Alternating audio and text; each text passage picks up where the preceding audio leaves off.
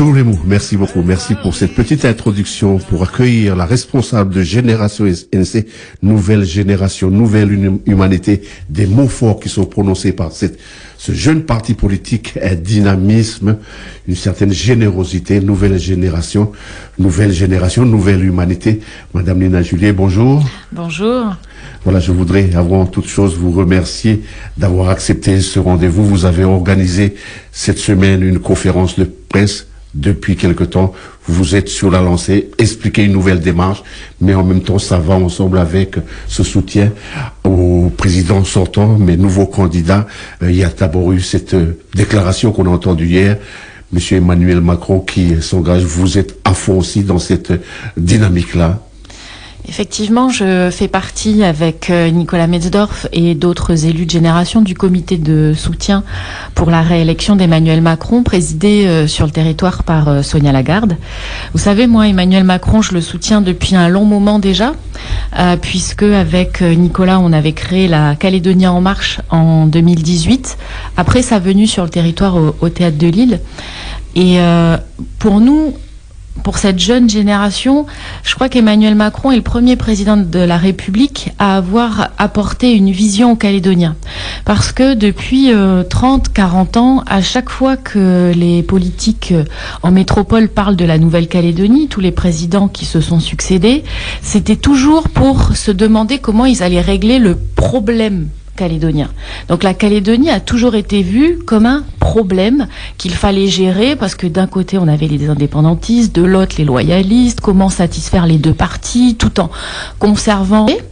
Donc lui aussi, il nous a parlé d'organiser les 3 référendums de la sortie de l'accord, mais il a aussi proposé une vision aux Calédoniens et la Nouvelle-Calédonie n'était plus vue comme un caillou dans la chaussure, mais plutôt comme une opportunité pour la France, pour l'Europe, dans le Pacifique, de développement. Emmanuel Macron, il a compris que le futur mondial allait se dérouler dans le Pacifique, où il y a les 2/3 du PIB, où il y a une démographie qui explose, il y a la Chine pas loin, on a l'Australie, la Nouvelle-Zélande, des pays émergents, et il a compris que la Nouvelle-Calédonie était une opportunité pour lui, pour la France, l'Europe, d'avoir un point d'ancrage dans le Pacifique pour mettre en place une vraie politique avec nous, la Nouvelle-Calédonie, comme chef de file. Donc ça fait du bien de sentir qu'on n'est plus un problème, mais qu'on devient petit. Et c'est pour ça aujourd'hui qu'on est derrière lui et qu'on souhaite poursuivre avec lui le prochain mandat, parce qu'il a une vraie vision pour nous. Cette vision à travers France 2030, vous qui êtes conseillère municipale, puisqu'on va parler du sujet de la mine, le suivi de Prony Ressources qui redémarre avec un nouveau format, ça vous convient en tant que biologiste, je veux dire, vous qui a un passé qui regarde aussi l'environnement? Je pense qu'aujourd'hui, le montage qui a été réalisé pour Prony Ressources est bénéfique pour les Calédoniens pour 2 raisons. D'abord, la première, c'est qu'il y a ce principe d'ammodiation qui a été mis en place. Alors pour les auditeurs, l'ammodiation, c'est comme si on payait un loyer. Donc l'entreprise va payer un loyer à la province sud pour exploiter les terrains. Ça va être mis en place, la voter très très prochainement, et avec les cours du LME qui sont importants, la province sud va pouvoir bénéficier de ce loyer. Donc ça fait des sous qui rentrent dans les caisses pour mettre en place des politiques publiques en province sud. Et puis la deuxième raison, c'est que les Calédoniens sont majoritaires quelque part dans cette entreprise à 51%, puisqu'il y a une partie des capitaux qui sont une partie des actions qui sont portées par les provinces et l'autre partie par des Calédoniens, donc des salariés de l'entreprise. Et avec tout ça, on est monté à 51%. Donc pour ces 2 raisons, je pense que le montage qui a été trouvé est bien. Maintenant, il va falloir voir effectivement comment ça va prospérer dans le temps. C'est un modèle qui, à mon avis, va rapporter plus d'argent au territoire et donc on va pouvoir prendre en charge mieux notre environnement. Mais nous, on veut aller à Génération encore plus loin, parce que on considère que le nickel a toujours été un élément qui a divisé les Calédoniens, et c'est toujours une division entre indépendantistes et loyalistes. D'un côté, on avait les indépendantistes qui considéraient que le nickel devait apporter la preuve que l'indépendance était possible et qu'elle allait être financée par le nickel. Et on voit bien aujourd'hui qu'il n'y a aucune stratégie, que la stratégie elle soit loyaliste ou indépendantiste, mais il n'y en a aucune qui permet de dire qu'avec l'argent du nickel, on peut être indépendant et on peut s'autosuffire. Et puis de l'autre côté, il y avait les loyalistes qui s'inscrivaient en faux par rapport aux indépendantistes et qui s'affrontaient sur ce sujet-là. Nous aujourd'hui, maintenant que les référendums sont passés, on veut que le nickel soit vu comme un élément qui nous rassemble. Le nickel, c'est l'or vert, c'est 25% des ressources mondiales. Ça doit être considéré comme un élément fédérateur. Et on ne peut plus dire il y a le nickel du Nord, le nickel du Sud, et les pauvres mecs des îles, ils ont rien. Il y a le nickel des Calédoniens. Et pour que les Calédoniens qui sont propriétaires de ce nickel puissent en bénéficier, il faut qu'on mette en place une fiscalité dont les recettes vont aller dans la poche des Calédoniens directement. C'est pour ça qu'on a proposé de mettre en place cette taxe à l'exportation sur les minerais bruts, une taxe qui serait calculée en fonction du cours du LME, en fonction du taux de nickel contenu dans les minerais. Et les recettes, on a fait le calcul, on pourrait aller jusqu'à 3 milliards de recettes par an avec un cours du LME à 20 000 $ la tonne. Vous voyez, 20 000 $ la tonne, c'est pas du tout exagéré puisqu'aujourd'hui on est sur des cours à 35 000. Eh bien, les recettes générées par cette taxe, 3 milliards directement dans la poche des Calédoniens tous les ans. 3 milliards divisé par 280 000 habitants, ça fait à peu près 10 000 francs par personne.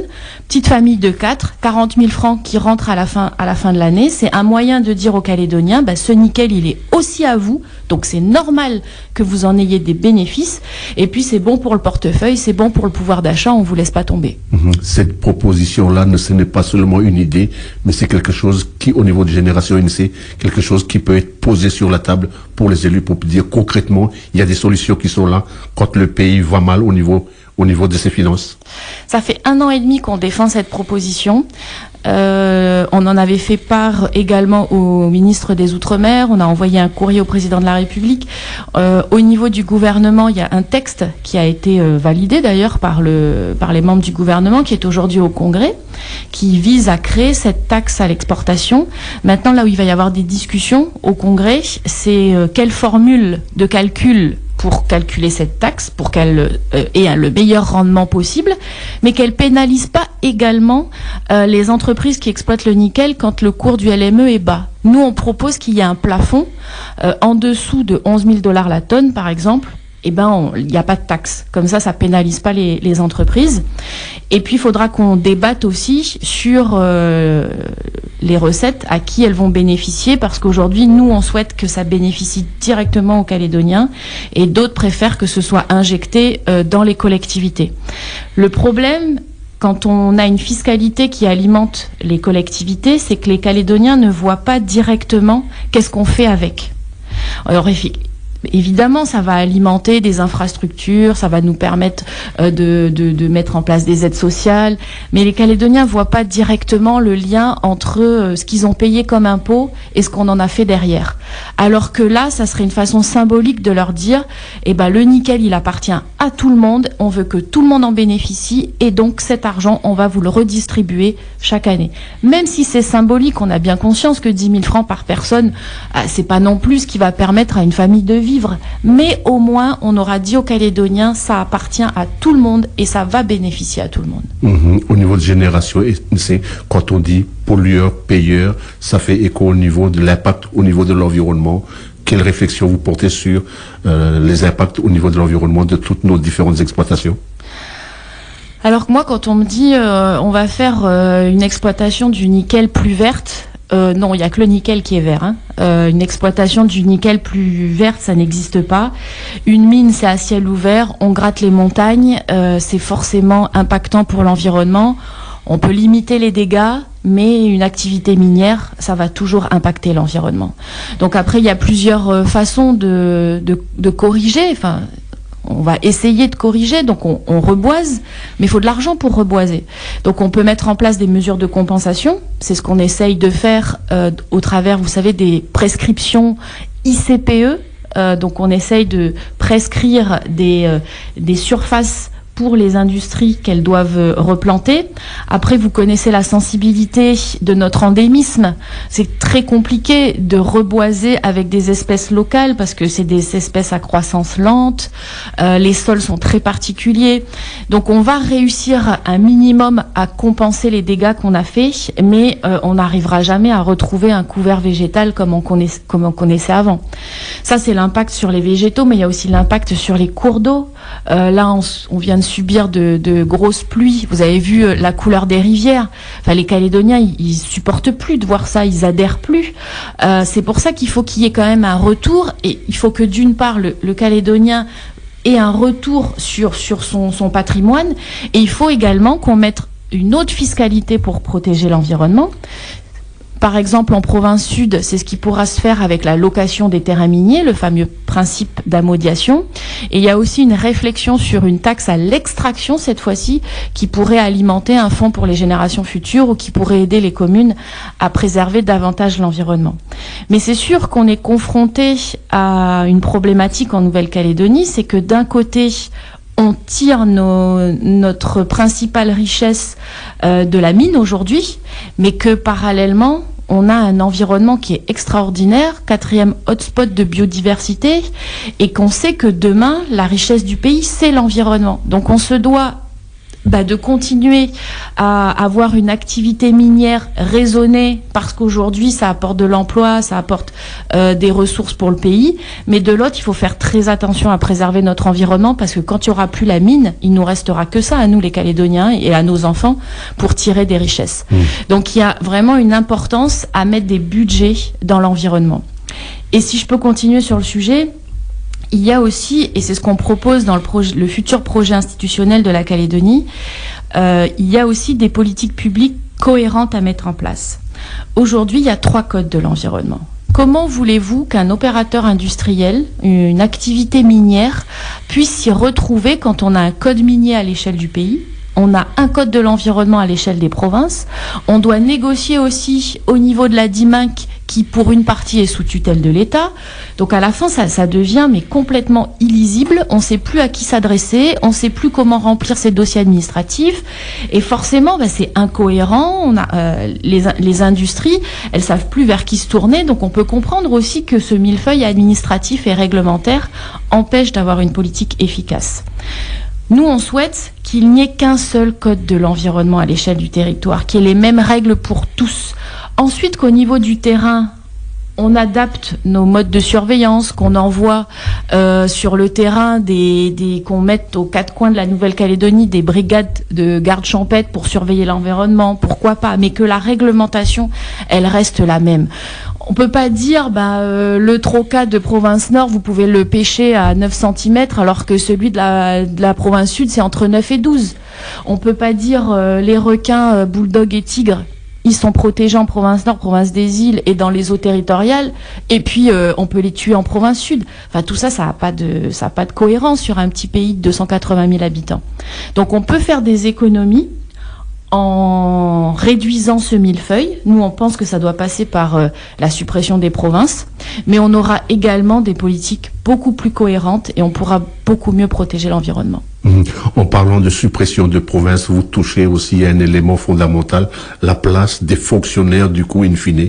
Comment est-ce qu'on fait pour pouvoir redéployer tout le personnel qui est actuellement au niveau de chaque province ? Vous savez, moi j'entends beaucoup aujourd'hui les fonctionnaires qui sont dans les administrations, je parle pas des enseignants et du personnel médical, mais tous ces fonctionnaires qui sont aujourd'hui dans les services, dans les bureaux, comme il n'y a pas de sous dans les collectivités. Mais vous savez, les fonctionnaires, il y en a beaucoup qui se demandent mais qu'est-ce que je fais là, parce que j'ai pas les moyens de travailler. Donc non seulement on a des dizaines de directions, vous savez, en Nouvelle-Calédonie, entre les provinces, le gouvernement, on a 80 directions. 80 directions. Alors qu'à Tahiti, ils en ont 15 pour le même nombre d'habitants. Donc 80 directions avec beaucoup de fonctionnaires à qui on ne donne pas les moyens de travailler, tout simplement parce qu'il y a plus d'argent. Et donc quel sens ces gens-là donnent à leur emploi ? Donc il y a effectivement trop de fonctionnaires. On est à 115 fonctionnaires pour 1000 habitants, alors qu'en France, on est à 90. À Tahiti, on est à 50 fonctionnaires pour 1000 habitants. Ici, on est à 115. Donc, il y a des efforts à faire sur le long terme. Ça ne veut pas dire que demain, on va supprimer des emplois. Ça veut dire simplement que, on ne remplace plus les départs à la retraite, par exemple. Donc on a une politique de rationalisation des emplois, mais également on retrouve des financements et on redonne du sens au travail des fonctionnaires. C'est ça le projet qu'on porte au travers de la suppression des provinces. Vous savez, ce projet, il y a un objectif politique, parce que supprimer les provinces, ça veut dire indépendantistes, loyalistes, maintenant mettez-vous d'accord pour gouverner ensemble, répartissez-vous le pouvoir au niveau du gouvernement, mais arrêtez de rester chacun dans votre province avec votre électorat, rassemblez les gens, donc il y a un objectif politique de vivre ensemble et de nous rapprocher les uns les autres, et puis il y a un objectif financier, économique. Vous savez, la Nouvelle-Calédonie aujourd'hui, elle est endettée à 200%. 200%. Là, c'est des dettes pour les 50 prochaines années pour nos enfants. Hier, j'étais en conseil municipal du Mont-d'Or. En 3 ans, on est passé d'un endettement de 139 000 francs par habitant du Mont-d'Or à 159 000. Donc aujourd'hui, chaque Mont-d'Orien, juste pour la commune, il est endetté à 160 000 francs par an. Donc l'endettement, il est trop important aujourd'hui. Le modèle dans lequel on évolue, il n'est pas tenable. Il a certes répondu à une volonté politique à l'époque parce que il y avait une quasi-guerre civile, mais aujourd'hui c'est plus le cas. Aujourd'hui il y a une nouvelle génération qui est arrivée, qui est métisse, qui a envie de construire ensemble. Donc il faut qu'on revoie ce modèle pour qu'il soit plus efficace et qu'il nous coûte moins cher. Pour nos auditeurs qui viennent de se joindre à nous, nous sommes avec Madame Nina Julier de Génération NC. Nouvelle génération avec cette audace, ce courage de poser sur la table des vraies questions qui concernent notre société. Le courage aussi de dire, d'aborder pour l'instant le modèle. Vous parlez de modèle. Il faut revisiter ces différents modèles dans les discussions institutionnelles qui nous attendent. Oser poser sur la table, mais en même temps, vous êtes aussi force de proposition chez Génération NC.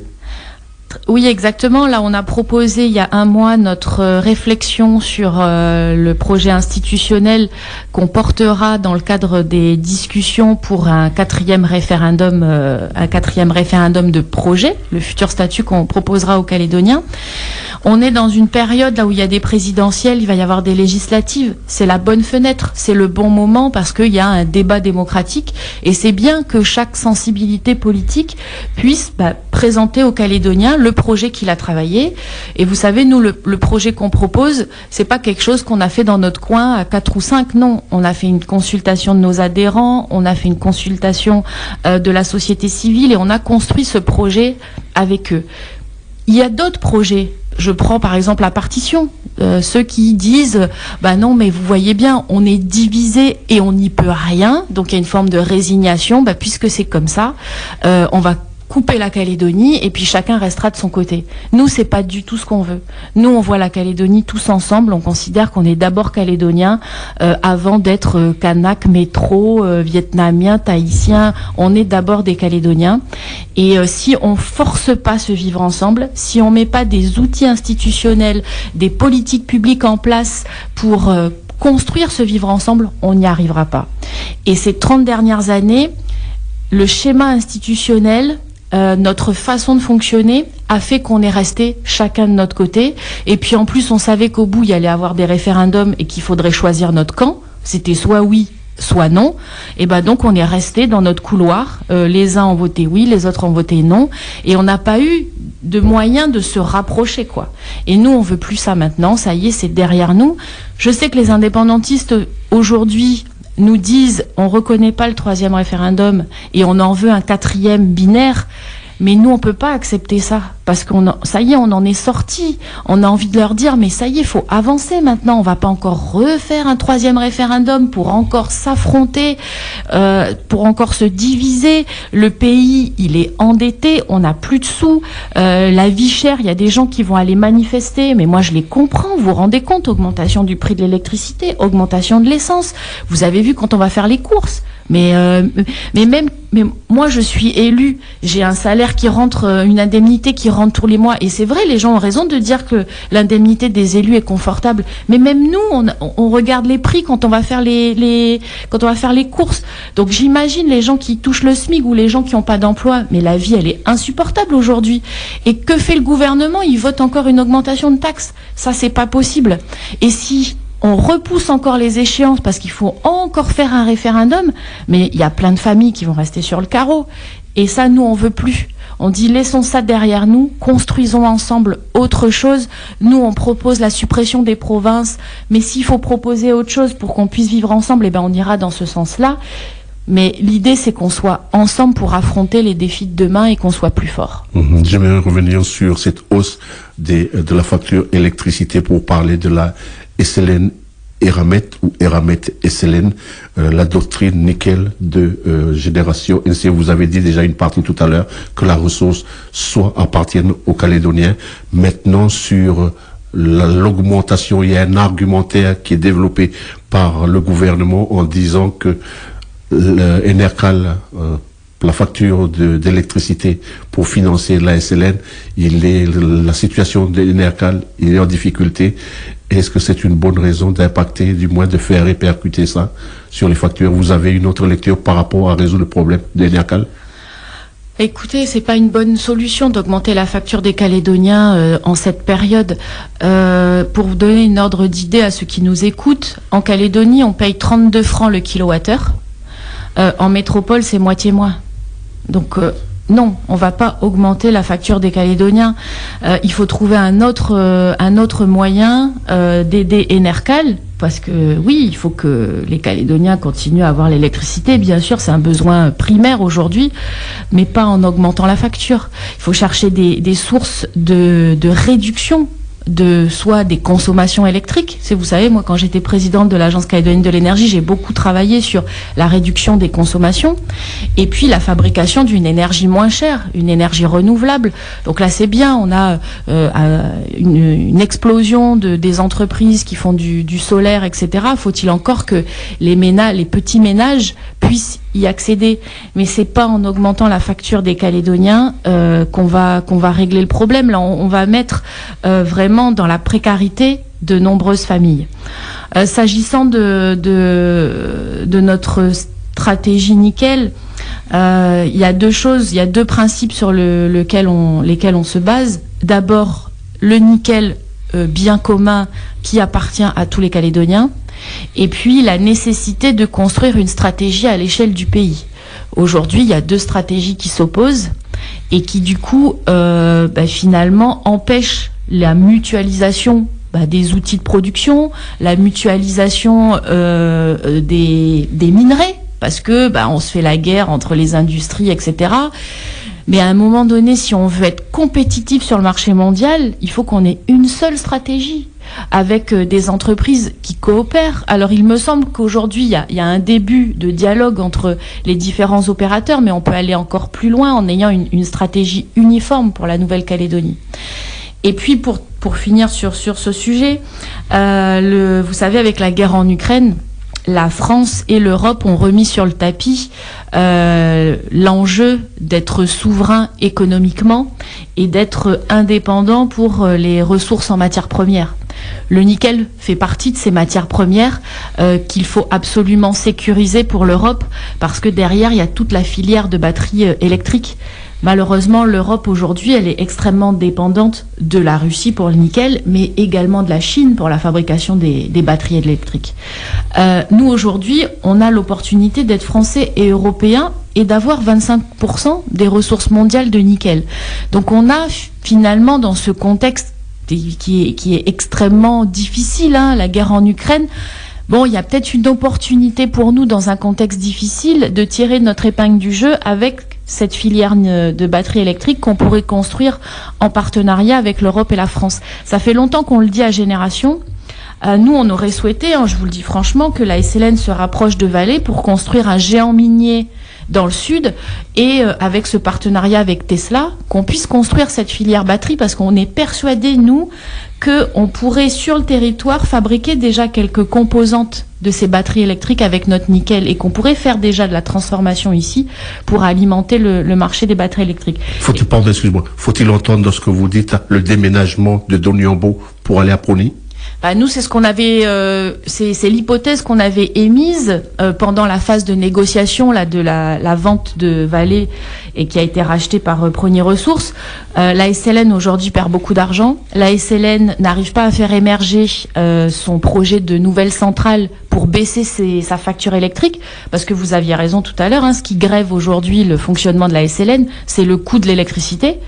Donc la SLN a du mal à avoir un modèle productif et il a un outil de production, la pyrométallurgie, qui est finalement complémentaire de celui du Sud, qui est l'hydrométallurgie. Et donc nous, on avait dit à la France, il y a peut-être une opportunité de rapprocher, puisque vous êtes propriétaire d'une partie de la SLN quand même au travers des ramettes, il y a peut-être une opportunité de rapprocher ces deux entreprises et d'en faire un géant de la mine et de pouvoir alimenter le marché des batteries électriques. Certainement que la situation va encore évoluer et qu'on défendra cette idée parce qu'il y a une vraie opportunité sur ce marché des batteries électriques et nous, on est propriétaire du nickel. Il faut surtout pas que les autres s'enrichissent et pas nous, quoi. Je vais revenir sur Prony Ressources. Il y a vous en tant que conseillère municipale et comme l'usine, il est basé sur la commune du Mont-d'Or. La question un aspect au niveau environnemental, le tuyau de l'eau qui est rejeté sur le côté de Yaté. Est-ce qu'il y a une réflexion, la mairie de Mont-d'Or, la mairie de Yaté, pour pouvoir valoriser au lieu de rejeter cette eau qui pollue le lagon? Est-ce qu'il n'y a pas dans vos réflexions pour pouvoir dire comment est-ce qu'on peut valoriser cette ressource-là qui est rejetée dans l'émissaire marin? Alors là, aujourd'hui, moi, j'ai pas du tout connaissance d'une discussion entre le maire du Mont-d'Or et le maire de Yaté sur cet émissaire marin. Il me semble d'ailleurs que ça relève pas de leurs compétences, mais ça relève davantage de la compétence de la province sud. Mais encore une fois, vous voyez, là, il y a un problème de c'est toujours pareil, c'est à qui doit gérer. Hier, on nous a dit, par exemple, le gouvernement ne va plus financer le curage des cours d'eau, ne va plus vous donner la subvention à la mairie pour aller curer les cours d'eau. Mais c'est un gros problème, nous, au Mont-d'Or, parce qu'il y a quand même presque 50 familles là qui ont subi les éboulements à cause des cours d'eau qui débordent, les terrains qui absorbent plus la pluie parce qu'il a trop plu. Mais qui va gérer ça? Donc à chaque fois, on se retrouve sur le terrain, on appelle le gouvernement qui nous dit c'est pas nous, la Davar qui nous dit j'ai plus de sous, mais de toute façon le cours d'eau il est provincial, la province qui dit non mais bon là c'est plutôt à la mairie de gérer, et au final personne gère et on se retrouve avec des inondations. Et le lotissement de la Croix du Sud, vous avez entendu parler des gens qui sont contaminés parce que, alors on sait pas, mais on sait que c'est les inondations. Est-ce que c'est la steppe qui a pas fonctionné? Est-ce que c'est l'eau qui a été contaminée à cause des pluies? En tout cas, on a l'eau qui a débordé. Les gens, ils avaient de l'eau jusque à la porte de leur maison, même voire dans la maison. Et là, maintenant, la plupart des habitants sont malades. Vous voyez, on peut pas fonctionner comme ça. Qui est responsable de quoi? Donc là, il faut qu'on profite de l'opportunité d'échanger sur le futur statut pour réformer tout ça et le rendre plus lisible et qu'on soit efficace. Là, aujourd'hui, c'est pas efficace et c'est au détriment des Calédoniens. Je voudrais terminer cet entretien avec 3 rendez-vous de l'actualité et puis demander votre avis. Ce matin, le président Mapou va rencontrer le Sénat coutumier. Comment est-ce que vous voyez l'apport des coutumiers dans l'organisation du pays? Vous avez une approche particulière? On considère que le Sénat coutumier doit devenir le Sénat calédonien demain et que ce Sénat calédonien, il y aura un collège des coutumiers, mais qui devra voir plus large que les coutumiers kanaks. Et il y aura également le collège des acteurs économiques, c'est le CESE actuel, plus le collège social, plus le collège des jeunes, plus le collège des scientifiques, des associations environnementales. Et il n'y aura qu'une seule structure consultative. Aujourd'hui, il y a plein d'organismes consultatifs. D'ailleurs, très souvent, c'est les mêmes personnes qui siègent dans tous ces conseils consultatifs. Nous, on dit qu'il faut en faire qu'un seul pour que ce soit, encore une fois, plus cohérent et que ça nous coûte moins cher. Mais ça ne veut pas dire qu'on veut noyer la coutume. Au contraire, on veut renforcer la coutume, mais au niveau des aires coutumières. C'est là pour nous que doit s'exercer le pouvoir des coutumiers. C'est au niveau des aires et des conseils d'aires. Aujourd'hui, les conseils d'aires, ils peuvent pas fonctionner aussi. Ils n'ont pas d'argent. Et donc, on doit renforcer les conseils d'aires avec des missions bien définies, avec des financements, du personnel, pour que, au niveau des conseils d'aires, il y ait des gens sur le terrain pour accompagner la jeunesse, pour éduquer la jeunesse, pour transmettre aussi l'histoire, les savoirs, perpétuer les savoir-faire. Ça, c'est important pour nous, mais on veut délocaliser ce pouvoir dans les conseils d'aires. Aujourd'hui, on estime que voilà, le Sénat coutumier, il y a des représentants, mais qu'ils n'arrivent pas à jouer leur rôle parce que les missions ne sont pas bien définies. Et on veut au contraire renforcer tous ceux qui sont dans la proximité. Vous savez, le Sénat coutumier, c'est un petit peu comme le Congrès aujourd'hui. Les élus, ils sont loin des gens. Donc c'est bien qu'ils existent parce qu'ils définissent des stratégies à l'échelle du pays qui sont cohérentes. Ça, c'est plus intéressant quand ils sont... Mais après, il faut donner le pouvoir à ceux qui sont proches des gens. C'est les conseils d'aires pour la coutume, c'est les conseils municipaux pour gérer la vie des habitants au quotidien. Deuxième événement, il y a un appel d'Ensemble pour la planète à cette jeune génération, Youth for Climate. Et, vous vous êtes engagé aussi auprès de la jeunesse quand vous étiez enseignant pour pouvoir sensibiliser la nouvelle génération. Un mot sur ce mouvement-là, la transmission. Moi, c'est quelque chose qui me tient particulièrement à cœur. Quand j'ai géré le dossier environnement à la province pendant 5 ans, j'ai travaillé avec ces jeunes qui viennent chaque année manifester à l'appel de Greta, qui viennent manifester pour le climat. Ils ont raison. Ils ont raison, c'est eux qui vont vivre dans ce monde-là demain. Et franchement, quand on voit le rapport du GIEC, quand on voit les chiffres qui sont annoncés sur le réchauffement climatique, enfin, il y avait encore un article dans le journal avec UVA où l'eau, elle est tellement en train de monter que les tribus, elles sont obligées de reculer. Donc ça, c'est aujourd'hui finalement. Hein, avant, on disait, c'est dans 50, 60 ans. Bah non, en fait, c'est maintenant. Et c'est nos jeunes qui vont vivre dans ce pays. Donc moi, je les comprends. Et même, je les encourage à aller manifester pour lutter contre le réchauffement climatique, pour faire valoir leurs idées, leurs droits. Parce que en le faisant, ils exercent une pression sur les politiques qui derrière mettent en place des politiques publiques. Et malheureusement, il faut cette pression de la société civile pour que les choses évoluent. Vous savez, dans le monde politique, il y a peu d'élus qui sont sensibles à l'environnement. Il y a beaucoup de belles paroles, mais il y a peu d'élus qui sont sensibles à l'environnement. Moi, je l'ai vu quand j'ai fait la loi plastique. Il y a des élus quand même qui n'ont pas voté la loi anti-plastique. Mais comment aujourd'hui on peut s'opposer à une loi qui interdit le plastique jetable? Il y en a qui l'ont fait et c'était il y a à peine 3 ans. Donc il y a une conscience environnementale à acquérir et donc moi j'encourage les jeunes, mais pas que à manifester les jeunes. C'est pas d'aller manifester et puis derrière de pas adopter les gestes qu'il faut, parce que les jeunes qui jettent les canettes ou qui polluent ou qui respectent pas, ça on en connaît aussi. Donc c'est pas juste d'aller manifester, c'est de mettre les actes derrière. Dernier événement, un autre rendez-vous. Cette semaine, il y a eu le décès de Colonna. Les indépendantistes appellent à aller devant l'État pour pouvoir être présents, manifester. Cette question, comment la République gère les Bretons, gère les Corses, gère toutes ces différentes spécificités. La République a un message qui va être porté par les indépendantistes par rapport à cet assassinat, c'est-à-dire le décès au niveau de la prison. Pour que vous avez quel est votre regard là-dessus? Effectivement, les gens ne devraient pas mourir en prison. Après, je vais pas commenter. On sait tous pourquoi Monsieur Colonna s'est retrouvé en prison à perpétuité. Moi, je vais pas commenter cet acte-là. Bon, après sur ce qu'il faut que nous on voit au travers de cette histoire, c'est que l'État finalement apporte une attention particulière aux demandes des populations là où elles sont. le président de la République a parlé de réfléchir à une plus large autonomie pour les Corses. Mais par contre, vous savez, les Corses, quand on leur pose la question, est-ce que vous voulez être vraiment indépendants? La réponse, elle est non. Les Corses, ils disent qu'ils veulent être plus autonomes, mais à aucun moment, ils veulent être lâchés par la France.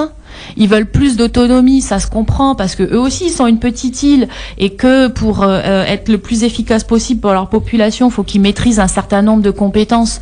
Donc, ils revendiquent cette autonomie, mais certainement pas leur indépendance. Moi, c'est ça que je veux dire aux indépendantistes de chez nous, c'est qu'eux revendiquent une autonomie que nous, on a déjà finalement. Donc, le président de la République, il a dit qu'il allait avoir un programme pour chaque outre-mer. Il a un programme pour chaque région en métropole, il en aura un pour la Corse. Et on voit bien que dans la façon de faire d'Emmanuel Macron, ça évolue. On voit bien qu'il est à l'écoute de chacun et qu'il va y avoir une politique sur mesure pour chacun. Mais en tout cas, ce qui est sûr, c'est que Emmanuel Macron l'a redit d'ailleurs là dans une émission pour les Outre-mer. Ça y est, les référendums binaires, c'est fini. La Nouvelle-Calédonie, elle restera française et maintenant, on doit se mettre autour de la table pour construire un projet tous ensemble. Mais j'ai envie de dire aux élus indépendantistes, il faut arrêter de tenir des postures aussi extrêmes. Parce que quand vous dites à vos militants indépendantistes, quand vous leur faites croire qu'il peut y avoir un 4e référendum binaire, vous prenez des risques parce que c'est dangereux, parce que les loyalistes en face, les militants loyalistes, qui seraient prêts à construire quelque chose ensemble, mais eux aussi vont de nouveau avoir des positions extrêmes. Et le risque, c'est que les militants loyalistes, à un moment donné, disent « Mais finalement, cette idée de partition, là, parce qu'il y en a marre d'entendre que ils veulent un 4e référendum, ils veulent pas dégeler le corps électoral. Ben finalement, vous savez quoi, la partition, c'est peut-être pas plus mal, chacun chez soi. » Et moi, je dis aux indépendantistes, aux électeurs indépendantistes, est-ce que c'est ça que vous voulez? Est-ce que c'est ça que vous voulez, qu'il y ait les militants loyalistes qui se radicalisent et qui finissent par dire, ben oui, allons-y, coupons le pays en deux? Parce que moi, c'est surtout pas ce que je veux. Moi, je veux construire maintenant avec tout le monde, et c'est ce que veut Génération.